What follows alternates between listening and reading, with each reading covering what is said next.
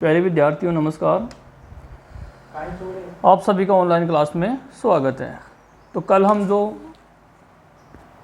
कक्षा 10 का सामाजिक विज्ञान का जो हमारा चैप्टर चल रहा था जल संसाधन, उसमें हमने नदी घाटी परियोजनाओं के बारे में और एक बांध सरदार सरोवर बांध जो गुजरात राज्य में स्थित है उसके बारे में हमने विस्तार से पढ़ा था, जो नर्मदा नदी पर स्थित है। उससे 4 राज्य लाभान्वित राज्यों के नाम भी हमने पढ़े थे। आज हम प्राचीन भारत में जलीय कृतियों के बारे में पढ़ेंगे। तो प्रश्न क्या बनेगा कि प्राचीन भारत में जलीय कृतियों के उदाहरण दीजिए कि प्राचीन समय में भी जल संरक्षण के बारे में हमें जानकारी मिलती है कि वे किन किन राजाओं ने जल संरक्षण के लिए बांध, झीलें, तालाबों का निर्माण करवाया, उसके बारे में हम पढ़ेंगे। तो वर्तमान में तो जल को संग्रहित करना अति आवश्यक है ही, तो पुराने समय में भी क्या है, जल को संरक्षित करने की परंपरा रही है।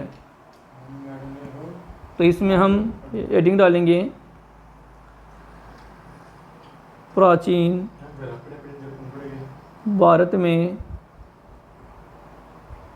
जलीय कृतियां। इसमें लिखेंगे हम नंबर 1 पे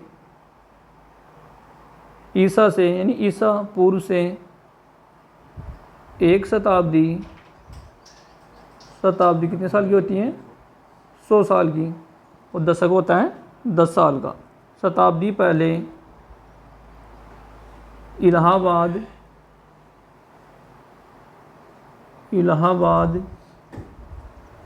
जो उत्तर प्रदेश में, इलाहाबाद कहाँ है? उत्तर प्रदेश में के नज़दीक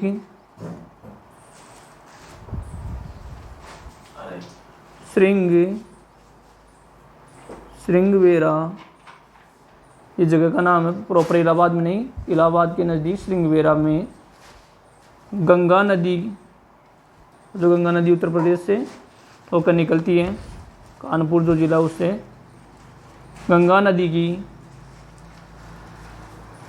बाढ़ के जल को संरक्षित करने के लिए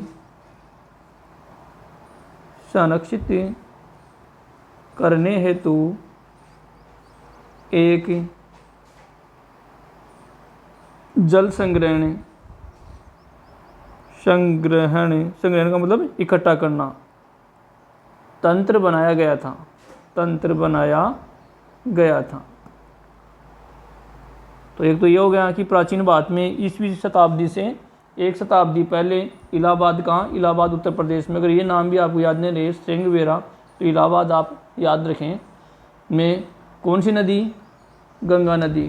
तो गंगा नदी उत्तराखंड से निकलती है गोमुख से, तो ये उत्तर प्रदेश से होकर बहती है। तो उत्तर प्रदेश का ये एक शहर का नाम है इलाहाबाद। तो गंगा नदी में जो बाढ़ का जल होता था, तो उस बाढ़ से बचने के लिए, उसके अतिरिक्त जल को संरक्षित करने के लिए जल संग्रहण तंत्र बनाया था। कल हमने नदी घाटी परियोजना में भी यही पढ़ा था कि जो अतिरिक्त जल है, जो बाढ़ का कारण बनती है, उसको बाढ़ को नियंत्रित करने में काम आता है। क्या? जो बांध होते हैं वो। उसी प्रकार गंगा नदी के जल को भी संरक्षित किया गया ताकि बाढ़ से बचा जा सके और जो अतिरिक्त जल है वो मानव के काम आ सकें। दूसरा उदाहरण लिखेंगे हम चंद्रगुप्त मौर्य, जो मौर्य वंश का एक सम्राट था। चंद्रगुप्त मौर्य के समय, आपने सुदर्शन झील का नाम सुना होगा, उसी के समय बनी थी। चंद्रगुप्त मौर्य के समय बड़े स्तर पर, यानी विशाल या वृहत स्तर पर बांध, झील एवं सिंचाई तंत्रों का निर्माण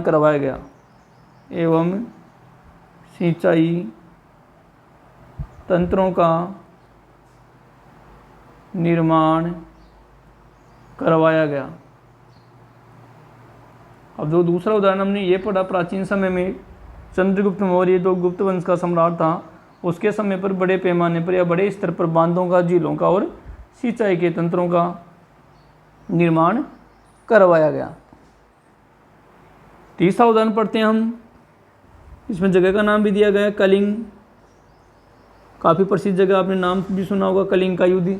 इस युद्ध के बाद राजा अशोक सम्राट ने, या अशोक मौर्य, ये भी मौर्य वंश का ही था, इसको हम अशोक सम्राट कहते हैं, तो इन्होंने कलिंग पर आक्रमण किया था और उसमें जो जनहानि हुई थी तो उसको देखकर उनका हृदय द्रवित हो गया था और उन्होंने जीवन में कभी युद्ध न करने की शपथ भी ली थी। तो यही है वो कलिंग, उड़ीसा में।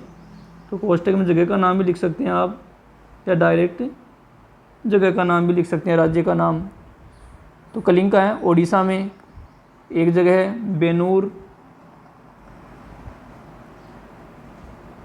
बेनूर कर्नाटक में, कर्नाटक का शहर है ये। नागार्जुन कोंडा,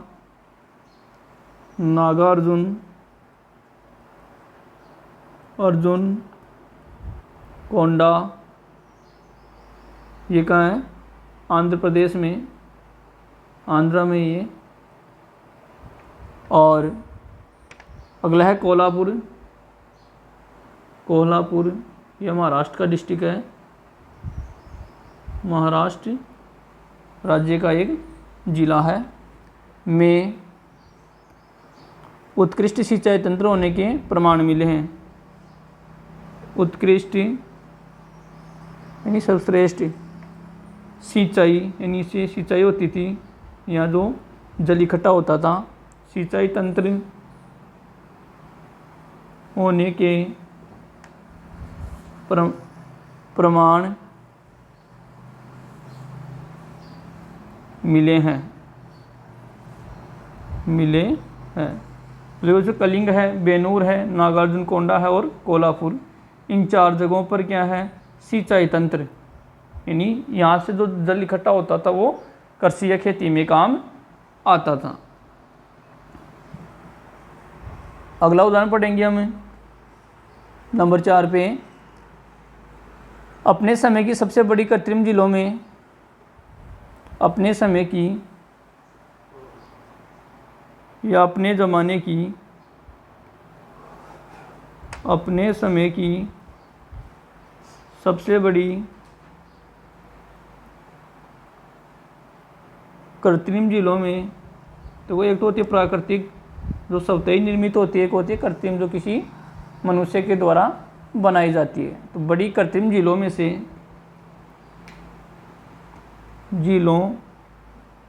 से एक भोपाल झील, भोपाल कहाँ की राजधानी है? एमपी की। भोपाल झील 11वीं शताब्दी, जैसे अब कौन सी शताब्दी चल रही है? 21वीं। तो 11वीं शताब्दी में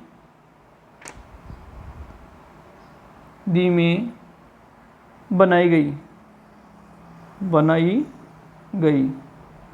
देखो अपने ज़माने की या उस समय की बात करें हम, तो उसमें 12वीं शताब्दी की बात करें, अब 21वीं शताब्दी चल रही है। सबसे बड़ी कृत्रिम झीलों में नहीं मानव निर्मित झील थी भोपाल झील। कौन सी झील? भोपाल झील। तो इसको याद रखें, कौन सी सदी में पूछा जा सकता है कि भोपाल झील कौन सी शताब्दी में बनी थी? 11वीं शताब्दी में। अंतिम पॉइंट लिखेंगे हम 14वीं शताब्दी में, मतलब 1300 के बाद। जैसे 11वीं का मतलब 1000, जैसे कुछ आगे की सन है, जैसे अब 2021 है तो 21वीं शताब्दी हो गई है 2000 के बाद में। तो उसी प्रकार 14वीं शताब्दी में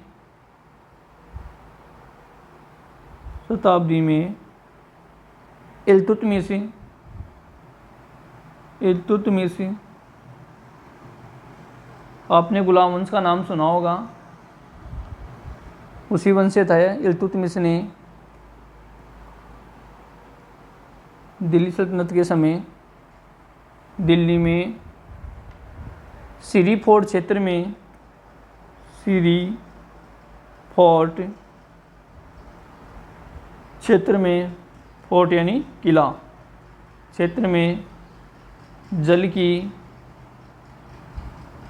आपूर्ति के लिए या सप्लाई के लिए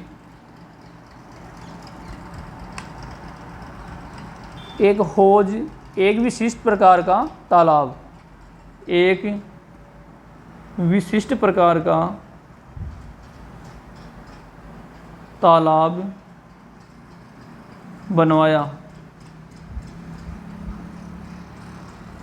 तो ये आपको अन्य महत्वपूर्ण प्रश्नों में ये प्रश्न आपको देखने को मिलेगा कि प्राचीन भारत में जलीय कृतियों के कौन कौन से प्रमाण मिले या जलीय कृतियों के बारे में बताएं। तो आप बताएंगे, पहला आप जगह का नाम याद रखेंगे, इसे रटने से याद नहीं होगा। एक तो इलाहाबाद का नाम याद रखेंगे तो आपको सप्तही याद आता है। ईसा सदी से 1 शताब्दी पहले इलाहाबाद के श्रृंगवेरा नामक स्थान पर गंगा नदी, अब देखो इलाहाबाद है उत्तर प्रदेश में, तो गंगा नदी उत्तर प्रदेश में भी बहती है, इसे याद रख सकते हैं आप।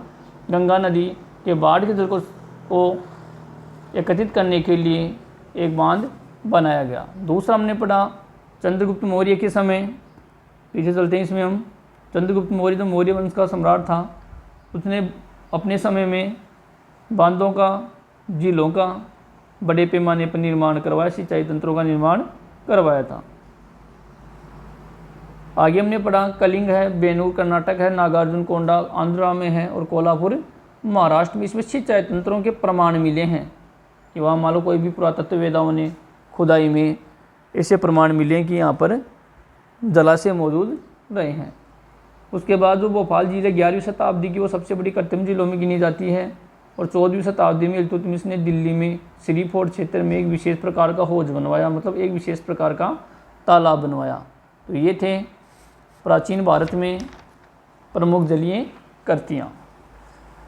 आगे देखिए, कल हमने बहुउद्देशीय नदी घाटी परियोजनाओं के लाभ पढ़े थे, उनके क्या नुकसान है वो भी हमने पढ़े। और लास्ट में हमने पढ़ा था कि सरदासरोवर बांध, उसमें हमने राजस्थान का जिक्र भी किया था। तो आज हम पढ़ेंगे जल विवादों के बारे में। कृष्णा गोदावरी जल विवाद के नाम से भी जाना जाता है। या आपसे ऐसे प्रश्न पूछ सकते हैं, अंतर्राज्यीय जल विवादों के बारे में एक लेख लिखिए।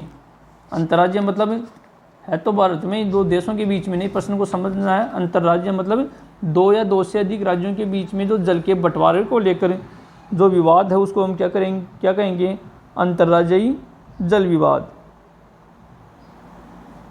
तो आगे आप हेडिंग डालेंगे, ये तो कंप्लीट हो गया अपना अंतर्राज्यीय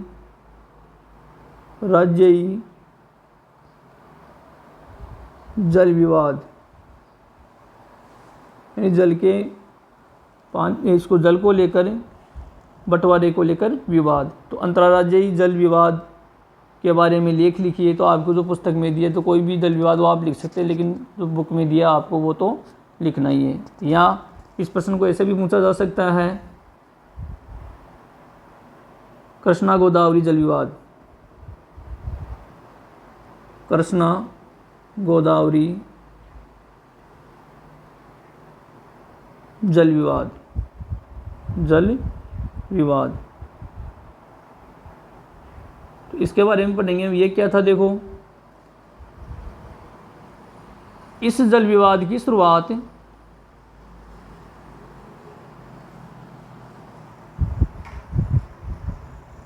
लिखेंगे। इस जल विवाद कौन सा, अंतर्राज्यीय जल विवाद का उदाहरण दे तो आप ये दे सकते हैं उदाहरण, इसमें नाम नहीं दिया तो आप ये लिख सकते हैं। एक कृष्णा गोदावरी जल विवाद क्या था, तो आप लिखेंगे इस जल विवाद की शुरुआत। तो इस जल मतलब कृष्णा गोदावरी, इसकी जगह आप लिख सकते हैं। तो इसको पूरा ही लिख लेते हैं हम, मान लो बाद में आपको समझने में दिक्कत ना आए। तो इसमें लिखेंगे हम कृष्णा गोदावरी, ये दक्षिण भारत की नदियों के नाम है। गोदावरी जल विवाद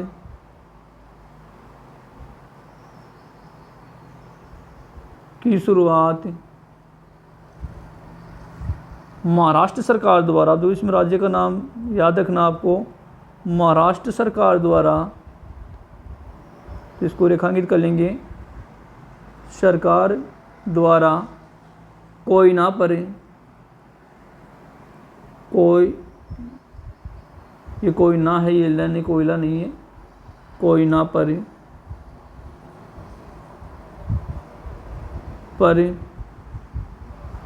जल विद्युत परियोजना। कौन सी, जल विद्युत, एक कोयना नदी है, जल विद्युत परियोजना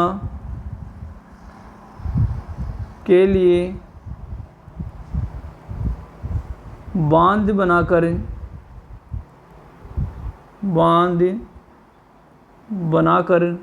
जल की दिशा बदलने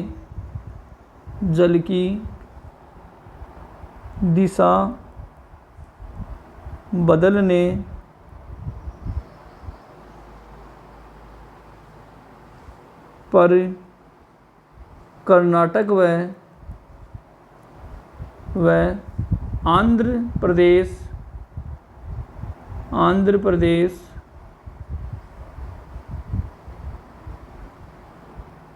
सरकारों के द्वारा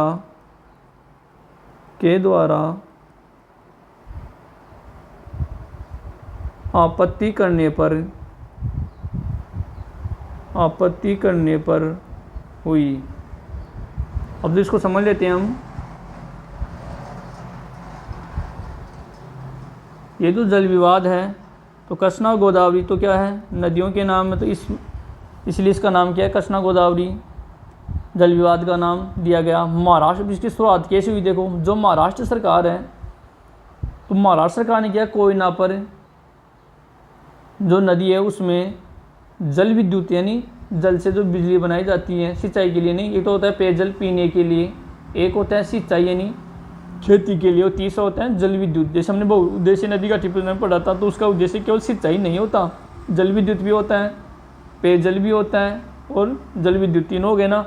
नौकायन भी होता है, कल हमने पढ़ा, मनोरंजन भी होता है, मछली पालन भी होता है। तो इसमें जल विद्युत के लिए, तो आपको यहाँ पर याद रखना किस पर्पज़ से, जल विद्युत परियोजना यानी बिजली बनाने के लिए बांध बनाकर जल की दिशा बदलने, ये जो कृष्णा गोदावरी का जल है, तो उसका जो हिस्से का जो पानी है आंध्र प्रदेश, तो उसके नीचे आप नक्शे में देखेंगे तो महाराष्ट्र के नीचे कर्नाटक आ गया, फिर केरल, इधर तमिलनाडु, ऊपर आंध्र प्रदेश। तो कर्नाटक के जस्ट सामने आप देखेंगे नक्शे में, मानचित्र में, तो आपको आंध्र प्रदेश दिखाई देगा। अब जिसके दो पार्ट हो गए ना, तेलंगाना, तो इसके टच में था।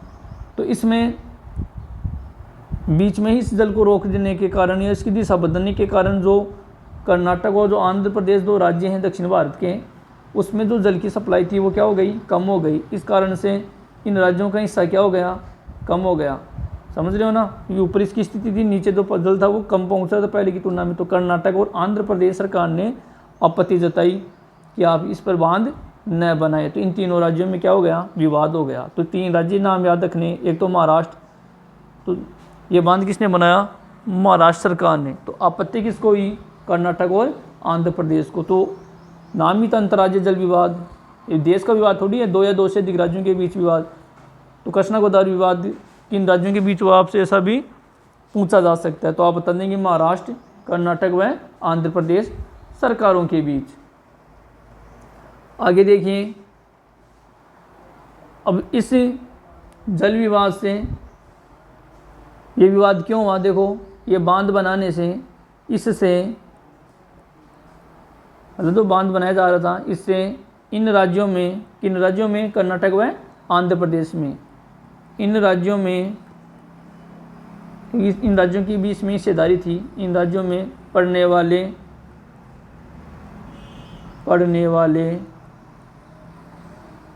नदी के निचले भागों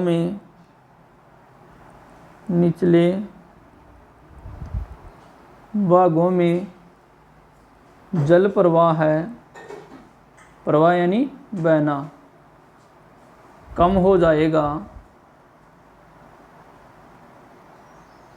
जिससे कम हो जाएगा। एवं अब पानी का जो प्रवाह है, जो पानी का हिस्सा है, जो आंध्र प्रदेश और कर्नाटक को कम मिलने लगे, जिससे क्या होगा, एवं कृषि व उद्योगों पर विपरीत या प्रतिकूल प्रभाव पड़ेगा, विपरीत प्रभाव पड़ेगा। अब देखो, तो ये तो नदी का टिप, उससे आपको पता है कि सिंचाई के लिए भी काम आती है, उद्योगों को भी जल मिलता है उससे, हमने कल पढ़ा था, क्योंकि ये मल्टीपर्पज़ है, बहुउद्देशीय है।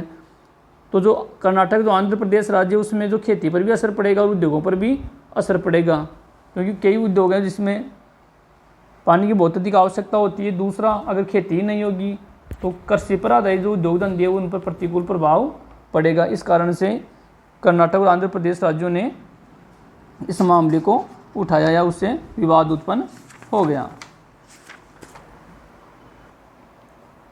तो ये था अंतर्राज्यीय नदी जल विवाद का उदाहरण, या कृष्णा गोदावरी जल विवाद से आप क्या समझते हो। उसमें आप 3 राज्यों के नाम याद रखेंगे। महाराष्ट्र सरकार द्वारा तो जल विद्युत के लिए इसकी शुरुआत की गई और आपत्ति किसको हुई, आंध्र प्रदेश व कर्नाटक राज्यों को, क्योंकि उन राज्यों में सप्लाई पानी की जो आपूर्ति वो कम हो जाएगी, जिससे खेती पर उद्योगों पर क्या पड़ेगा, विपरीत प्रभाव पड़ेगा। ये आप बिल्कुल समझ लेंगे। आगे अभी हमने पूर्व में कल पिछले वीडियो में पढ़ा था कि नर्मदा बचाओ आंदोलन, तो नर्मदा नदी है जिस पर सरदार सरोवर बांध बना है, तो नर्मदा बचाओ आंदोलन क्या है, तो इसके बारे में पढ़ेंगे हम कि नदियों के फायदे भी पढ़े थे, नुकसान भी पढ़े थे कि लोगों को विस्थापित होना पड़ता है, अपनी मूल स्थान को छोड़कर दूसरे स्थान पर जाना पड़ता है। नदी घाटी परियोजनाओं के कारण कुछ जो जनजातीय लोग हैं वो वनों पर ही आश्रित रहते हैं, तो उन वनों को साफ करना पड़ता है, या उनको विस्थापित जो लोग हैं जो अपने स्थानों को छोड़ दूसरी जगह पर उनको भेज दिया गया, तो उनको पुनर्वास के लिए सुविधा दिलाने के लिए भी संघर्ष करना पड़ता है। सरकार उनसे वादा तो कर लेती है कि आपको इतने समय में आपको मुआवजा मिल जाएगा, आपके मकान आपकी ज़मीन आपको मिल जाएगी, लेकिन तय समय में ऐसा होता नहीं है, तो उसके लिए जनता को संघर्ष करना पड़ता है।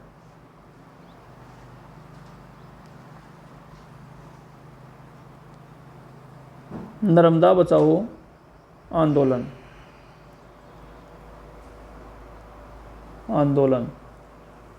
नर्मदा बचाओ आंदोलन से आप क्या समझते हैं, नर्मदा बचाओ आंदोलन क्या था, तो इसमें हम लिखेंगे यह आंदोलन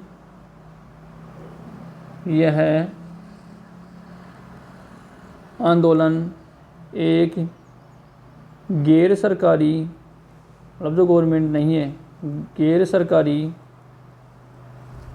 संगठन, इसको इंग्लिश में क्या कहेंगे, NGO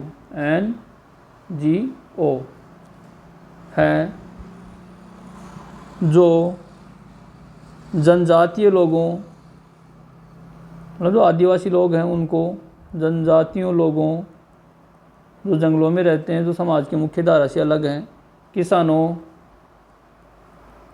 यानी इन बांधों के कारण लोगों की किसान हैं उनकी ज़मीनें अधिग्रहण कर ली गई, पर्यावरणविदों जो विकास के नाम पर लाखों हज़ारों पेड़ों को काट दिया जाता है, उससे जो पर्यावरण प्रेमी हैं वो भी क्या करते हैं, लामबद्ध हो जाते हैं और ऐसी परियोजनाओं का विरोध वो करते हैं। एवं मानवाधिकार कार्यकर्ताओं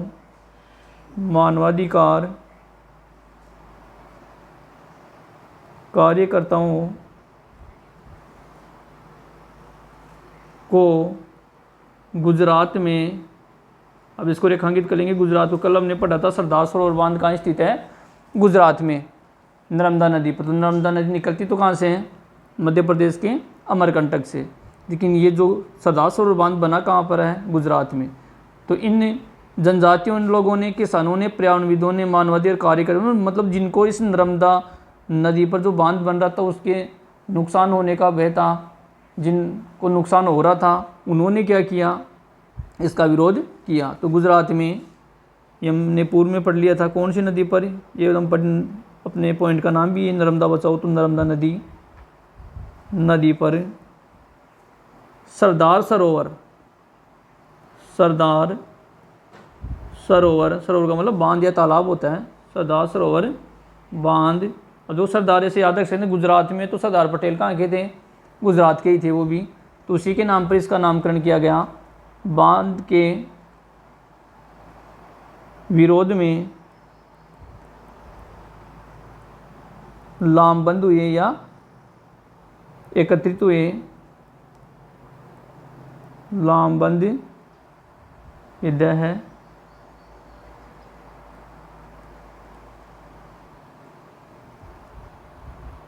तो दूसरा पॉइंट लिखेंगे हम, मूल रूप से शुरू में या प्रारंभ में यह आंदोलन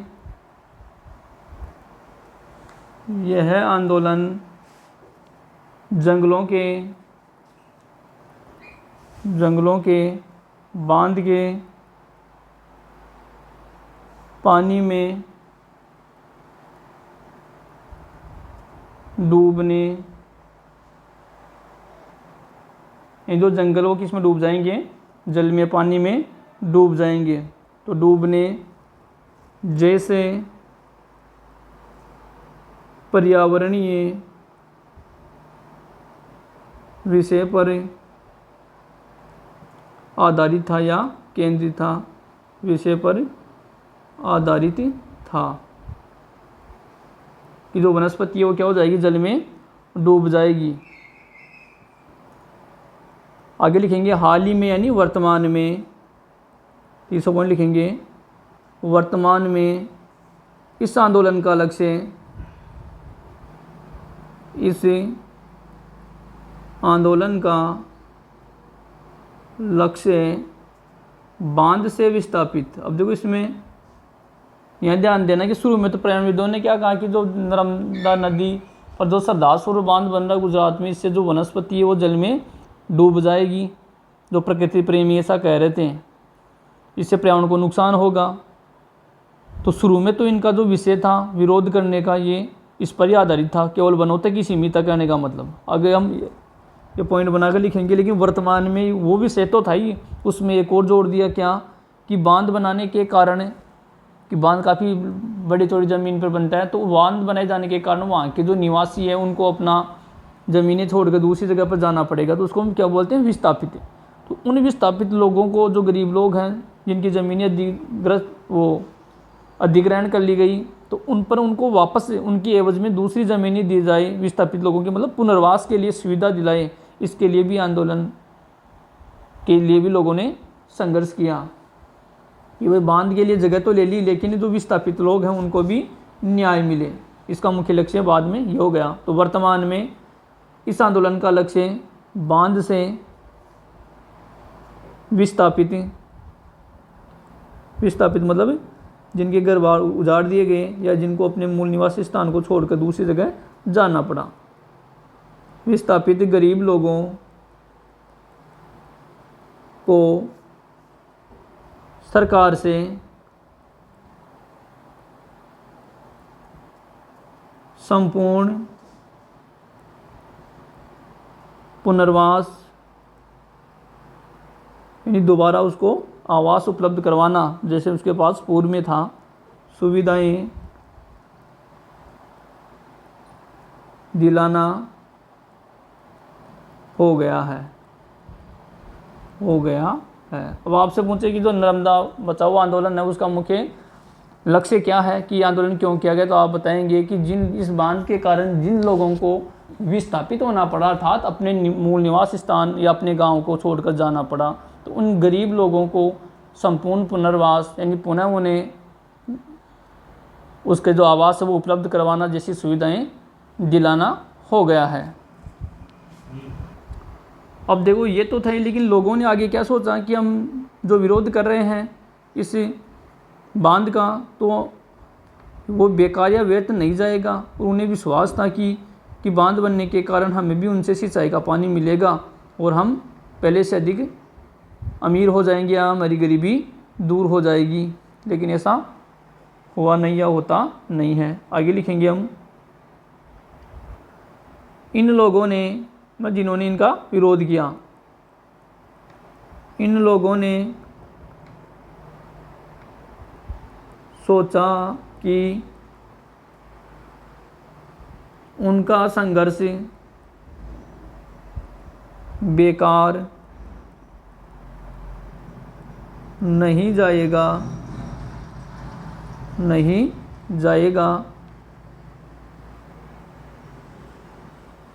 विस्थापितों का, जिनको अपनी जगह छोड़नी पड़ी, विस्थापितों का शोक स्वीकार किया गया।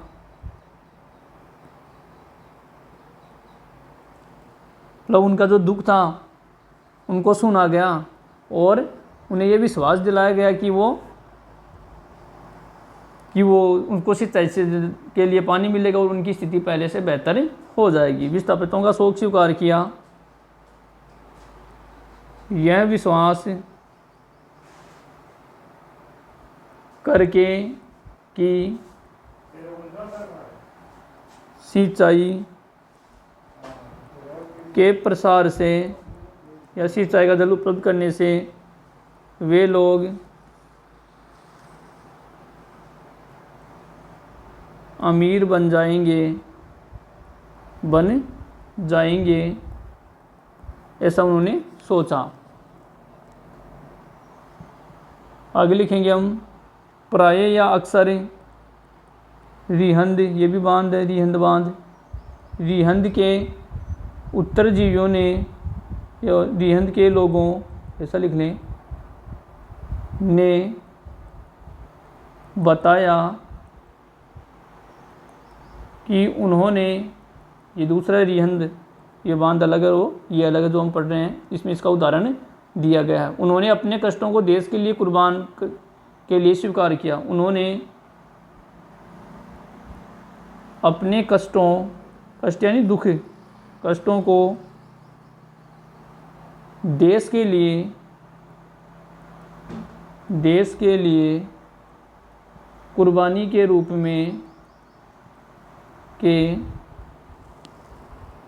रूप में स्वीकार किया। अब जो रिहंद आंदोलन था उनके लोगों ने भी क्या कहा कि हमने देश के विकास के नाम पर जो हमारी जो कुर्बानी, मतलब उनको विस्थापित होना पड़ा, उन्होंने अपनी जो निजी संपत्ति थी उनको सरकार को देना पड़ा, अनेक कष्टों को सहना पड़ा, लेकिन उन्होंने अपने आप को संतुष्टि प्रदान की कि हमने देश के विकास के लिए हमने इस कुर्बानी को हम स्वीकार करते हैं। लेकिन इसके बदले में उन्हें जो पुनर्वास की बात थी या उनका जीवन सुखमय हो, ऐसा उन्हें कुछ नहीं मिला। परंतु लेकिन अब 30 साल के, यानी 30 साल बाद भी उनको न्याय नहीं मिला। 30 साल या 30 वर्ष के बाद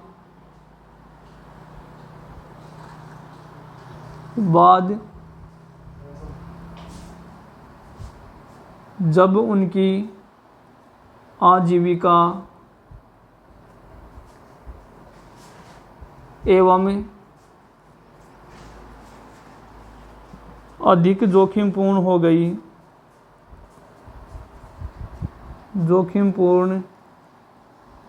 गई तो उन्होंने पूछा कि देश की कुर्बानी के लिए उन्हें ही क्यों चुना गया। अब जो उसको समझ लेते हैं हम